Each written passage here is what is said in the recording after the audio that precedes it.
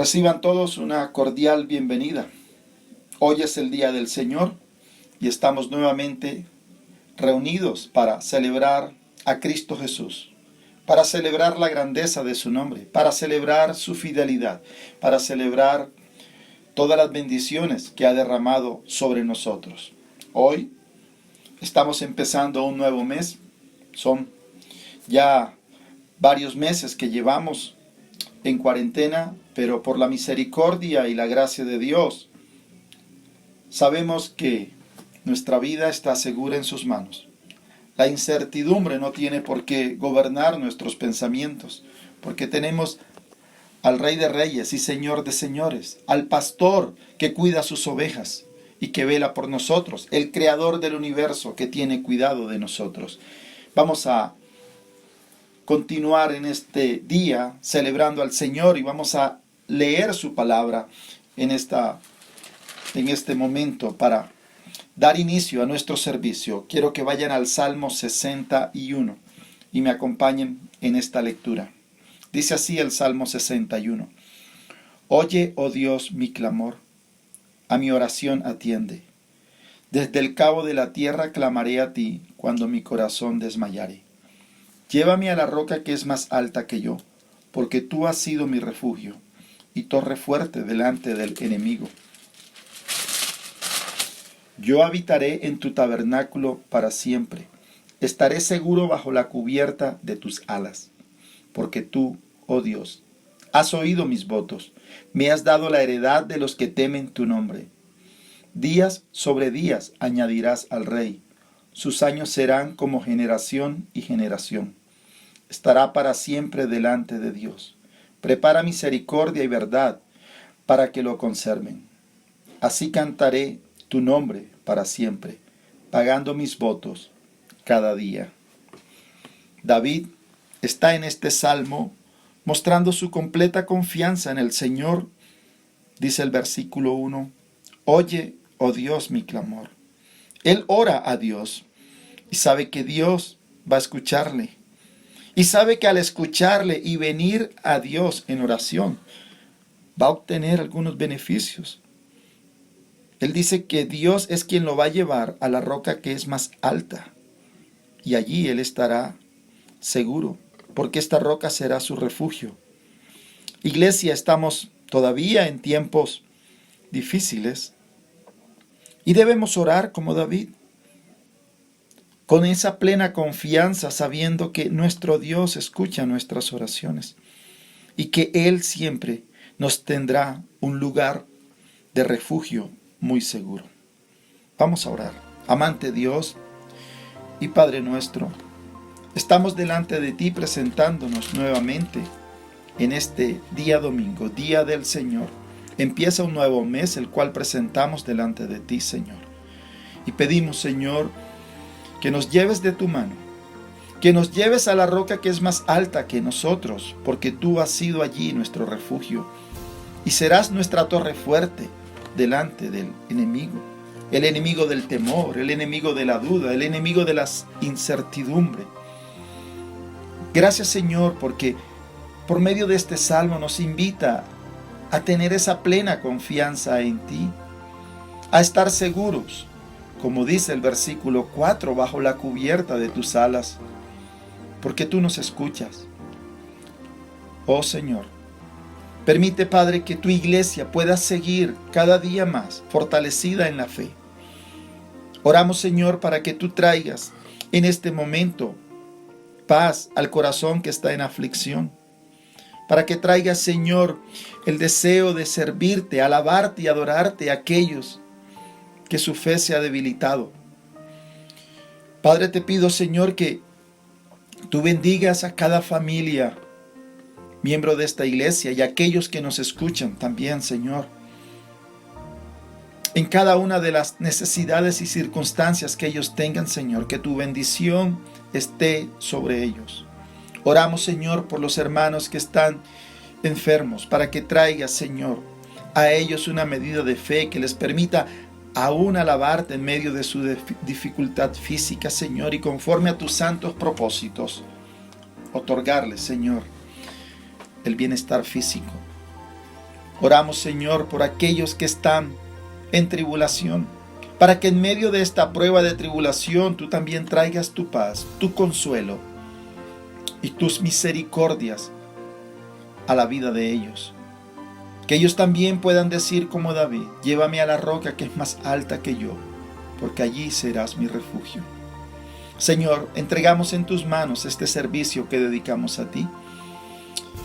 Entregamos en tus manos, Señor, esta congregación que se reúne en estos momentos para alabar y exaltar tu nombre.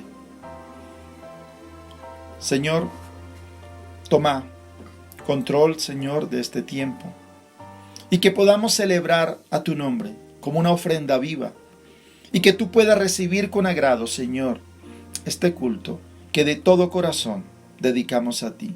Gracias, Señor, por sostener nuestras vidas. Gracias, Padre, por lo que provees cada día para cada uno de nosotros. Gracias porque has sido fiel hasta este momento en sostener a tu iglesia. Oramos en el nombre de Jesús. Amén. Vamos a alabar a nuestro Señor y vamos a cantar el himno número 2. Celebremos su gloria con gran gozo.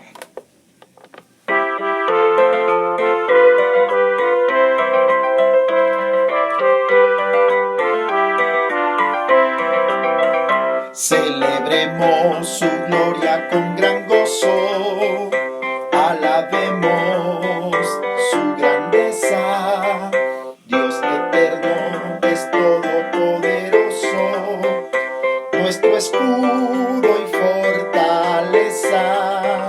Celebremos y adoremos, alabemos y cantemos muy gozosos, oh hermanos, al Señor, a nuestro Dios. Celebremos su gloria indecible, elevemos nuestro canto, adoremos con corazón sensible al Señor tres veces santo. Celebremos y adoremos, alabemos y cantemos muy gozosos, oh hermanos, al Señor, a nuestro Dios. Celebremos su gloria jubiloso, Cristo reina soberano, por su gracia nos guía victoriosos, con su poderosa mano. Celebremos y adoremos, alabemos y cantemos muy gozosos, oh hermanos, al Señor, a nuestro Dios.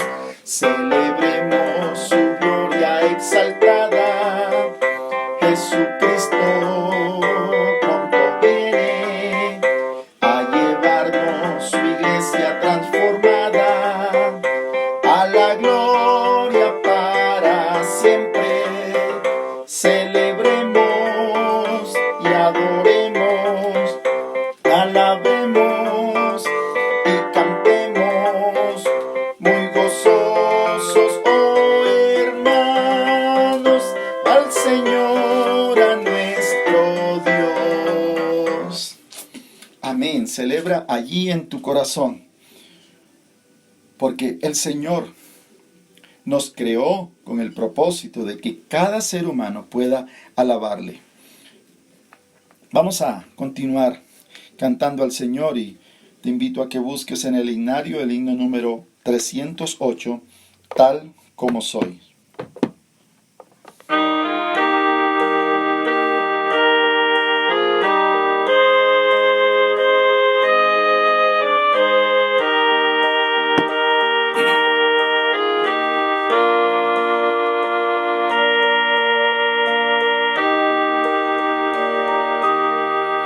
Tal como soy de ti,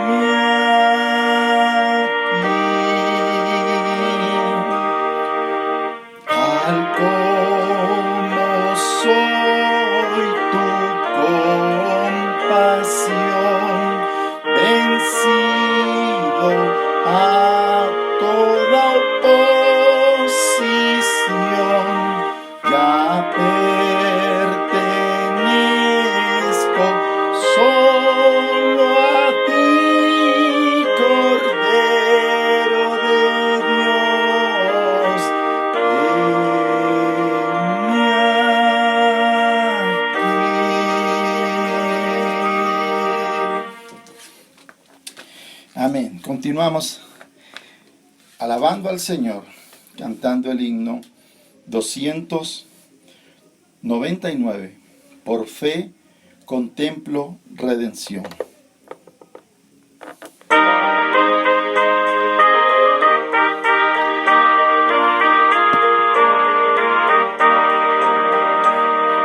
Por fe contemplo redención, la fuente carmesí. Jesús nos da la salvación, su vida dio por mí. La fuente sin igual hallé de vida y luz, el manantial, oh gloria a Dios, me limpia a mí, me limpia a mí, me limpia a mí. Mi vida entrego a mi Jesús, las dudas Él quitó. Mi alma goza en su luz, mis deudas Él pagó. La fuente sin igual hallé de vida y luz, el manantial, oh gloria a Dios, me limpia a mí, me limpia a mí, me limpia a mí. Cuán inefable gozo es saber que salvo soy. Mi rey aquí es mi Jesús, al cielo sé que voy. La fuente sin igual hallé de vida y luz, el manantial, oh gloria a Dios, me limpia a mí, me limpia a mí, me limpia a mí. Oh gracia excelsa de mi Dios, profundo es el amor de mi Jesús, divina luz, Cordero Redentor. La fuente sin igual hallé de vida y luz, el manantial, oh gloria a Dios, me limpia a mí, me limpia a mí, me limpia a mí. Oh Señor, qué bueno es poder cantar con la convicción y la certeza que tú eres nuestro Salvador y Redentor, que tu sangre se derramó en la cruz del Calvario y como una fuente de manantial, de agua, de vida, limpió mi corazón y de todos aquellos que tú has llamado a salvación y que han venido a ti en arrepentimiento y fe, Señor. Es este momento, Señor, en el que queremos recordar tu obra de gracia en la cruz del Calvario y darte, Señor, toda nuestra alabanza por todo lo que tú has hecho a favor nuestro, Señor. Es en este momento en que tu iglesia, Señor, recuerda que tu sacrificio perfecto en la cruz fue tu muestra de amor más grande y que al recordar tu obra de gracia a favor nuestro, Señor, nuestra vida se pueda fortalecer, nuestra vida pueda salir a veces de esos momentos de tristeza y de depresión al saber que hemos sido escogidos por ti antes de la fundación del mundo para ser salvos, para poder cumplir con la razón de ser de todo ser humano, que es venir a ti y postrarse delante de ti y alabar tu santo nombre. Gracias, Señor, porque eres esa fuente bendita de agua viva, como hemos cantado, que nos ha limpiado. Y que esa fuente de agua viva está disponible para todo aquel que quiera venir a ti arrepentido. Y tú prometes lavarle y limpiarle, Señor. Gracias, Señor, por el regalo de la salvación. Gracias por tu justicia que nos has dado sin nosotros merecerla y que ahora somos aceptados por el Padre y tenemos la certeza y la seguridad de la vida eterna. Señor, te quiero dar gracias también por las ofrendas que has enviado a tu iglesia. Gracias, Señor, porque has permitido que puedan dar con gozo, reconociendo que eres tú el dueño de todo lo que tenemos y que nos bendices con esos dones de gracia materiales para también poder bendecir a la iglesia. Oh Señor, pon gozo en el corazón de aquellos que dan, de los que han dado y los que darán, Señor, tu ofrenda a la iglesia. Ahora, Padre, vamos a abrir tu palabra y te pido, Señor, que tu santa palabra sea clara a nuestro corazón, que tengamos oídos para escuchar y nuestra mente atenta, Señor, para absorber las verdades espirituales que hay allí en tu palabra. Ministra, Señor, en este momento, por medio de tu palabra, a todos los corazones, Señor, que la van a escuchar, conforme a la necesidad espiritual que en ellos haya. Trae fortaleza a los corazones afligidos. Trae salvación a aquellos que no te conocen y que vayan a escuchar tu palabra. Bendice, Señor, este medio por el cual hoy levantamos este culto, Señor, y por este medio por el cual nosotros proclamamos el mensaje tuyo, que pueda ser escuchado en muchos lugares y que tu palabra llegue a buen terreno y produzca su fruto, Señor, conforme a tu santa voluntad, a tu misericordia y a tu gracia, Señor. Trae salvación y vida eterna para aquellos que la escuchen. En el nombre de Jesús. Amén. Hermanos, vamos al Evangelio de Marcos y vamos hoy a iniciar a estudiar este maravilloso Evangelio. Que Dios nos guíe en este proyecto en el cual iniciamos la exposición de su palabra, de poder estudiar versículo a versículo este Evangelio de Marcos. Vamos a mirar el capítulo 1 y acompáñenme en la lectura del versículo 1 al 8. Dice así la palabra de Dios. Principio del Evangelio de Jesucristo, Hijo de Dios, como está escrito en Isaías el profeta. He aquí, yo envío mi mensajero delante de tu faz, el cual preparará tu camino delante de ti. Voz del que clama en el desierto, preparad el camino del Señor, enderezad sus sendas. Bautizaba Juan en el desierto, y predicaba el bautismo de arrepentimiento para perdón de pecados. Y salían a él toda la provincia de Judea, y todos los de Jerusalén, y eran bautizados por él en el río Jordán, confesando sus pecados. Y Juan estaba vestido de pelo de camello, y tenía un cinto de cuero alrededor de sus lomos, y comía langostas y miel silvestre. Y predicaba diciendo, viene tras mí el que es más poderoso que yo, a quien no soy digno de desatar encorvado la correa de su calzado. Yo a la verdad os he bautizado con agua, pero él os bautizará con Espíritu Santo. Hemos leído la palabra de Dios. Permítame dar una pequeña introducción muy condensada de este evangelio. La audiencia inicial a la que Marcos escribe este evangelio son los ciudadanos del Imperio Romano, y lo hace con el propósito de presentar a Jesús como el rey que se hace siervo para dar su vida en rescate por muchos. Pero ¿quién es Marcos? Bueno, Marcos es un judío creyente. Su nombre completo es Juan Marcos. Él era primo de Bernabé, quien fue el primer compañero de misiones del apóstol Pablo. Juan Marcos se menciona por primera vez en el capítulo 12 del libro de los Hechos, por un incidente relacionado con la vida del apóstol Pedro.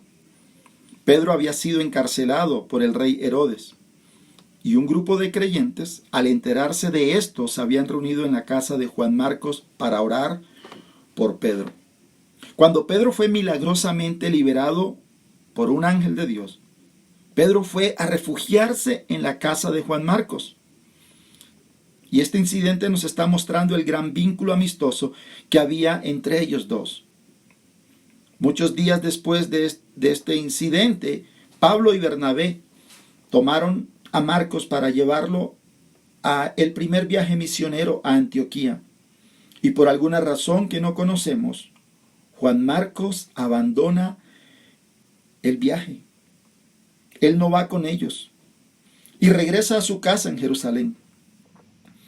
Tiempo después, cuando Pablo y Bernabé van a realizar su segundo viaje misionero, Bernabé quiso llevar a Juan Marcos nuevamente a este viaje, pero Pablo se opuso rotundamente. Él se negó de forma enfática a llevarlo.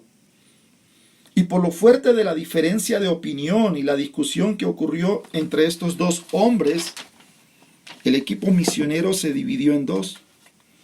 Pablo y Silas se fueron por un lado, Bernabé y Juan Marcos se fueron por otro. Este suceso lo pueden conocer y leer en Hechos, en el capítulo 15, versículos 36 al 40. Pero luego encontramos en la segunda carta de Pablo a Timoteo, en la segunda carta, en el capítulo 4, en el versículo 11, donde Pablo afirma que Juan Marcos era un hombre útil para el ministerio. Bueno, este joven que en un momento dado abandonó el trabajo misionero, fue el que Dios escogió para que fuese el autor de uno de los 4 evangelios.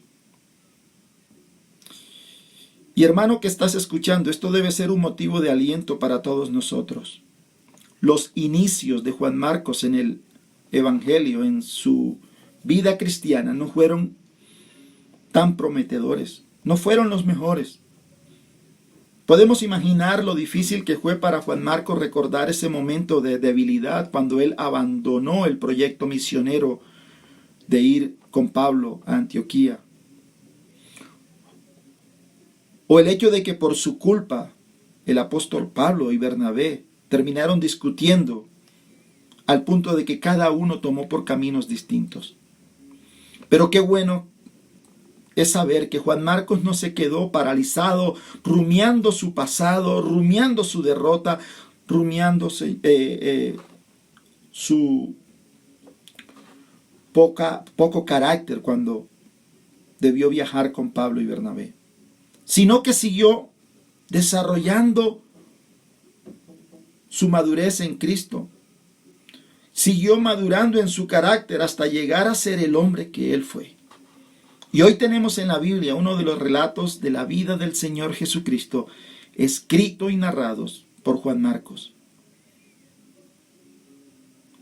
Sería muy maravilloso vivir la vida cristiana sin tener ningún tropiezo, sin tener ninguna derrota. Pero si has tenido un tropiezo, no te quedes quieto lamentándote.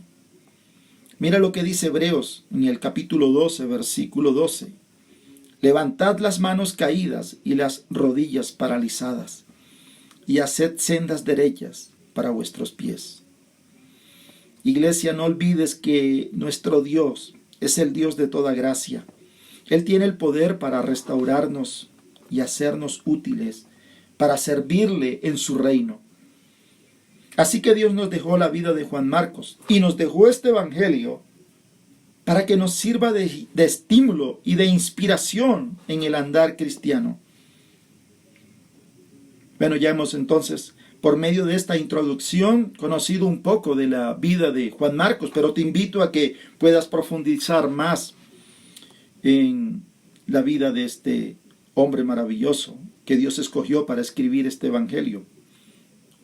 Quiero también notar que este es el primer evangelio en orden cronológico que se escribió. No fue Mateo, fue Marcos, el primer evangelio escrito.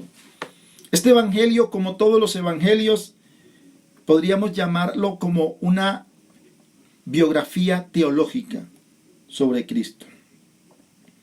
Pero miremos ahora cuál es el tema principal de este evangelio y volvamos a leer el versículo 1. Dice, principio del evangelio de Jesucristo, Hijo de Dios.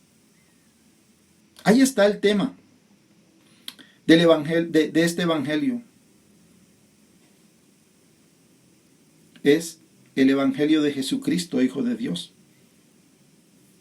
La palabra evangelio era muy común en aquella época, pero no se usaba en un contexto religioso. Era usada siempre en un contexto militar o político. Esta palabra significa noticias que traen gran gozo. Era una noticia fuera de lo común que transformaría la vida de los que la escucharan. Algo ocurrido en la historia que cambiaría por completo el estado de aquellos que escucharan esta noticia. Lo cambiaría por siempre. Y esto es lo que marca la diferencia entre el cristianismo y todas las religiones del mundo. Todas las religiones se basan en cómo tener una vida plena y feliz. Todas las religiones te presentan una lista de cosas que tú debes hacer para relacionarte con Dios y alcanzar su favor. Pero el Evangelio no consiste en cosas que tú debes hacer. El Evangelio es un anuncio.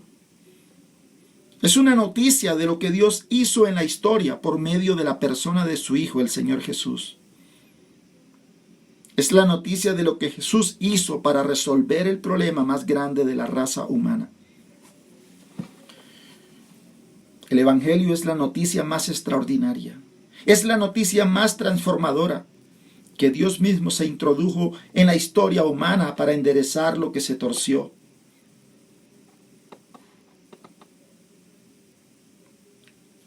Por culpa del hombre y su pecado y su rebeldía. Y este evangelio solo puede ser entendido en el contexto de la peor noticia que alguien jamás haya escuchado. Que el hombre fue creado para vivir en un mundo perfecto, en perfecta comunión con Dios, dándole la gloria a Dios. Pero el hombre decidió rebelarse contra Dios para convertirse él en su propio rey. Y esto en sí es la esencia del pecado. El hombre tomó la decisión de ser un ser autónomo y adorarse a sí mismo.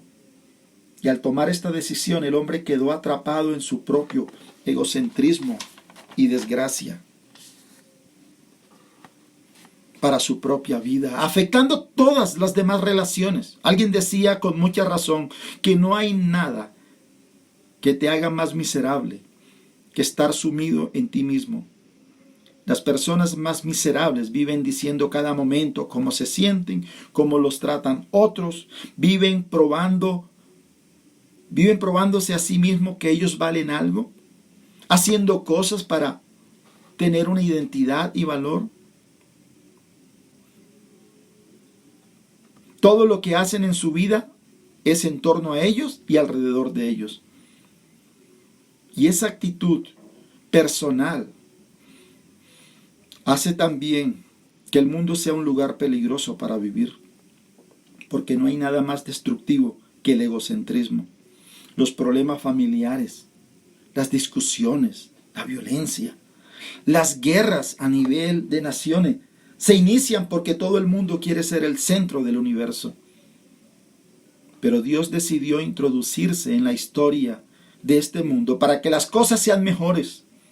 Desde el momento en que Adán y Eva pecaron, Dios prometió enviar un Salvador que habría de componer lo que el hombre había descompuesto.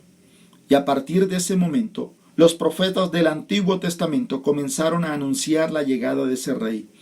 Un rey glorioso, un rey majestuoso, un rey que establecería un reino de paz y de justicia en la tierra. Y una de esas profecías las encontramos en el capítulo 40 del libro de Isaías y en los capítulos 3 y 4 del profeta Malaquías. Allí se revela que la llegada del Salvador, de ese Salvador y Rey, sería precedida por un precursor, quien prepararía al pueblo para su venida. Cuando un rey en esa época iba a visitar otra nación, primero enviaban unos emisarios para que prepararan el camino por donde ese rey iba a ir viajando en su carruaje y estuviesen quitando cualquier obstáculo que hubiese, arreglando cualquier parte dañada del camino para que el viaje del rey no tuviese ningún tropiezo ni ningún obstáculo con nada. Acompáñenme un momento a mirar Isaías capítulo 14, Isaías 40. Isaías 40, versículos 3 y 4. Miren lo que dice. Voz que clama en el desierto. Preparad camino a Jehová. Enderezad calzada en la soledad a nuestro Dios. Todo valle sea alzado, y bájese todo monte y collado, y lo torcido se enderece, y lo áspero se allane. Y se manifestará la gloria de Jehová, y toda carne juntamente la verá, porque la boca de Jehová ha hablado. Isaías está usando esa figura de esos emisarios que iban arreglando el camino para cuando el rey pasara, todo estuviera sin ningún obstáculo, todo estuviera derecho. Si había un montículo de tierra, era quitado para que ese camino estuviera expedito para el rey. Pero Marcos comienza su evangelio tomando esas profecías, esa de Isaías, y las profecías de Malaquías, y las funde en una sola, para demostrar que ese mensajero que debía preceder la llegada del Rey de Reyes no era otro que Juan el Bautista. Leamos nuevamente los versículos 2 al 7 de Marcos para ver y confirmar cómo Marcos está tomando las palabras de Isaías que acabamos de leer. Como está escrito en Isaías, dice el versículo 2 de Marcos 1, el profeta: He aquí yo envío mi mensajero delante de tu faz, el cual preparará tu camino delante de ti. Voz del que clama en el desierto, preparad el camino del Señor, enderezad sus sendas. Bautizaba Juan en el desierto y predicaba el bautismo de arrepentimiento para perdón de pecados. Y salían a él salían a él toda la provincia de Judea y todos los de Jerusalén, y eran bautizados por él en el río Jordán, confesando sus pecados.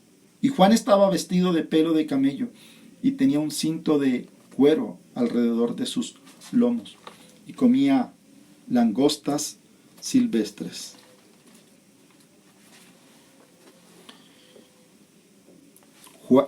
Marcos está aquí mencionando detalles específicos. ¿Por qué se toma la molestia de dar esta claridad, Marcos? El texto nos dice dónde era que estaba Juan anunciando la llegada del Mesías: en el desierto, cerca del río Jordán. El texto nos dice cómo era que vestía. Tenía una ropa hecha de piel de camello y un cinto de cuero alrededor de su cintura. Nos dice que comía. ¿Por qué estos detalles? Bueno, Marcos está queriendo afirmar, al dar estos detalles, que Jesús es Dios, que se hizo carne, y es ese rey del cual hablaron los profetas del Antiguo Testamento. De manera que cualquier israelita conocedor de las Escrituras tendría que entender que el Salvador había llegado y que debían prepararse adecuadamente para recibirlo. ¿Y cómo tendría que ser esa preparación? Bueno, ahí nos dice nuevamente en el versículo 4 y 5. Bautizaba Juan en el desierto y predicaba el bautismo de arrepentimiento para perdón de pecados. Y salían a él toda la provincia de Judea y todos los de Jerusalén, y eran bautizados por él en el río Jordán, confesando sus pecados. Esa era la forma de prepararse para recibir al rey, arrepintiéndose de sus pecados. Vemos en estos textos que Juan causó una gran conmoción. La gente venía al desierto para oírlo predicar y para ser bautizados. ¿Y por qué toda esta conmoción que nos mencionan aquí estos versículos 4 y 5? Bueno, iglesia, habían pasado 400 años después del ministerio de Malaquías. En 4 siglos los israelitas no habían visto a un profeta. Por eso Juan el Bautista fue una novedad en su época. Su mensaje fue contundente y claro. Tienen que arrepentirse de sus pecados. Tienen que saber que van por el camino equivocado. Juan tenía mucha claridad que la única manera posible de recibir al Mesías era reconociendo que tenemos un serio problema con la justicia de Dios. Y amigo que me escuchas, si tú nunca te has visto a ti mismo como un pecador que merece el infierno, jamás podrás ser un cristiano. Porque el primer paso para llegar a ser un cristiano verdadero es reconocerte como pecador. La palabra de Dios dice que Jesús dijo, yo no vine a llamar a los justos, vine a llamar a los pecadores. No olvides que el Evangelio es una buena noticia, pero es una buena noticia solo para aquellos que conocen la mala noticia.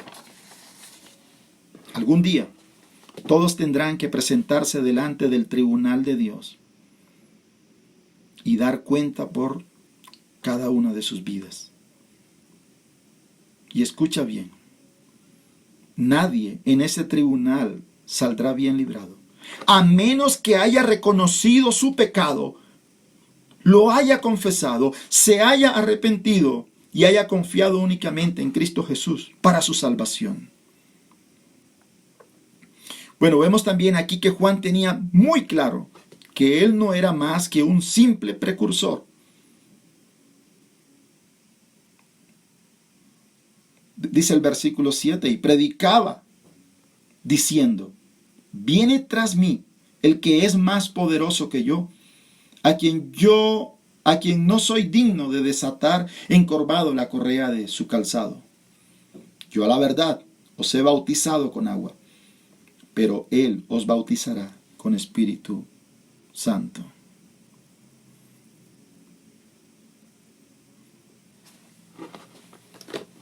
Juan declara y reconoce que Jesús es más grande, que Jesús es más poderoso, que Jesús es más digno que él.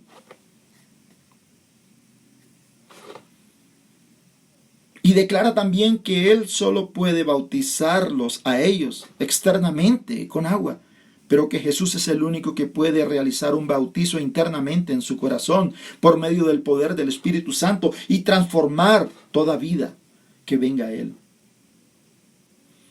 ¿Cuánto se necesita hoy día más predicadores y más creyentes que sepan colocarse en la sombra para que solo Jesús pueda brillar completamente?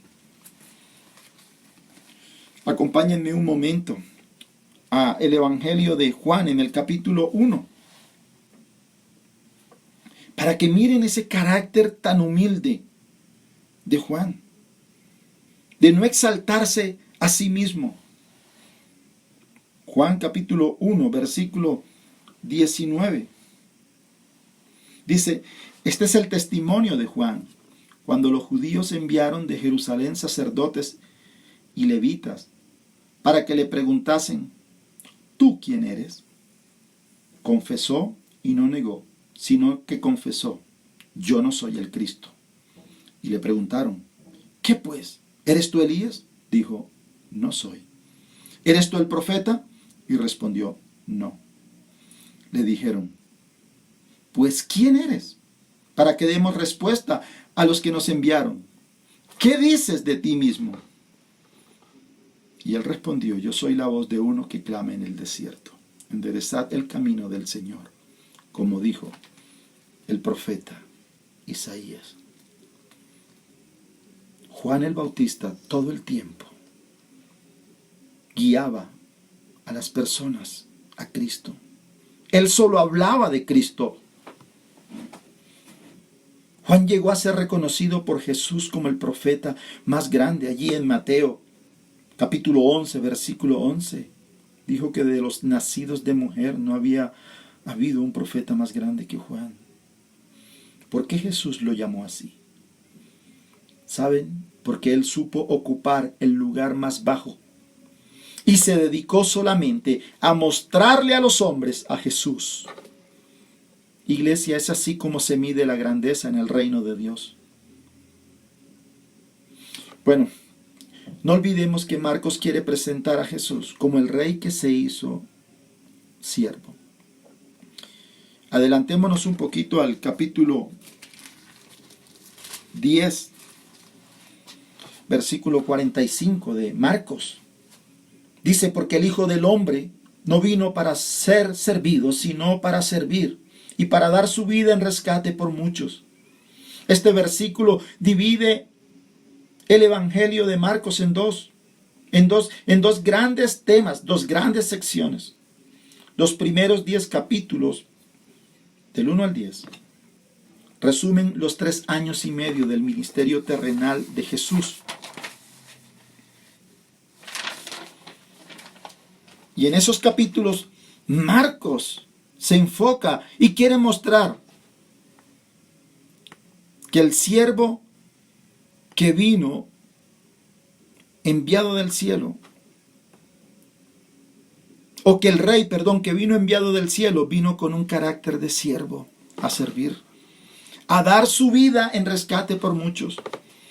Ese es el propósito de la primera sección, del capítulo 1 al capítulo 10, que Dios mediante, con su ayuda, estaremos mirando en los siguientes domingos.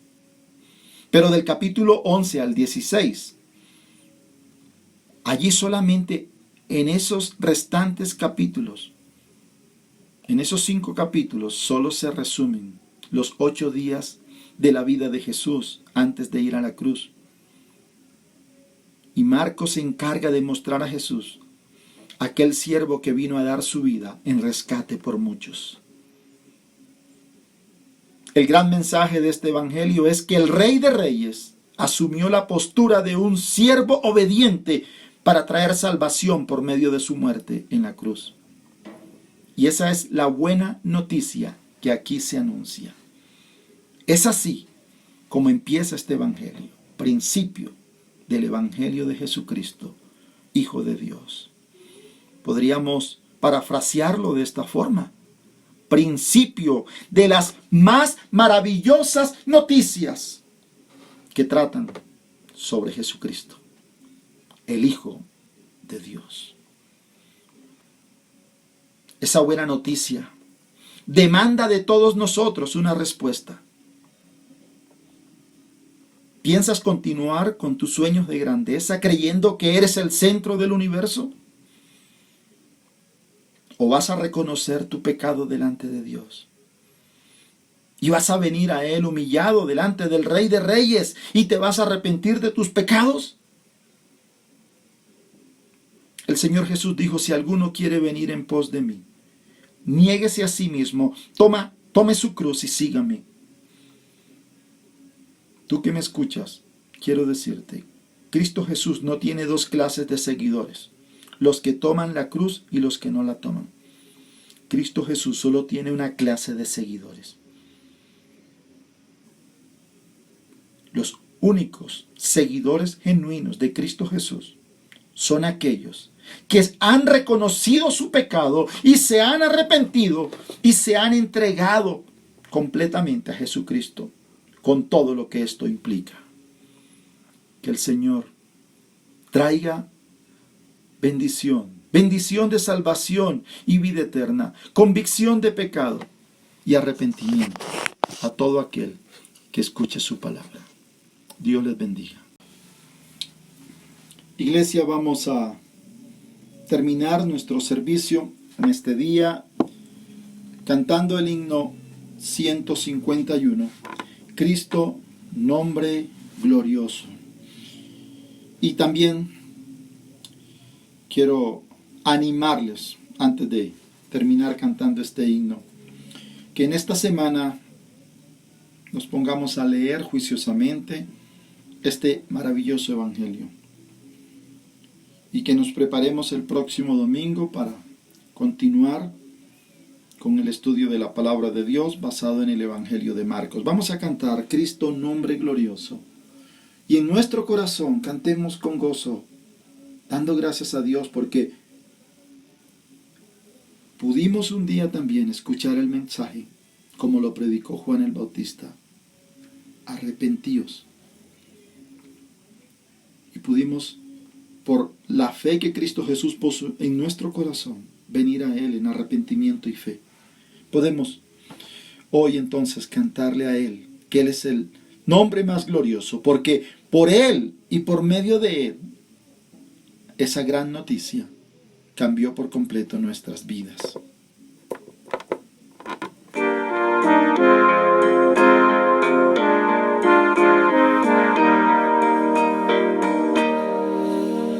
Cristo, nombre glorioso, Salvador bello, precioso Señor, Emmanuel, Dios con nosotros, pan de la vida, Cordero de Dios.